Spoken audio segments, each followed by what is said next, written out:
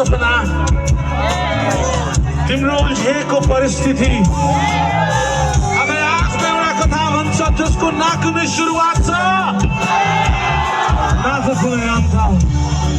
कथाकारहरूले तिम्रो रूपको वर्णन गर्दै आफ्ना कृतिहरू लेख्छन्, गीतकारहरूले तिम्रो नयनको तारिफमा आफ्ना शब्दहरू कोर्छन्। तर म भने त्यो रूप र त्यो नयन भित्र बस्ने व्यक्तिको दिवाना हो।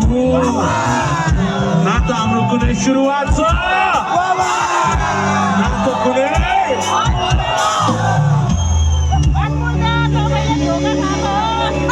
All right. Can you give me A? मैले 2019 मा मेरो एउटा सिनेमा रिलिज भएको थियो।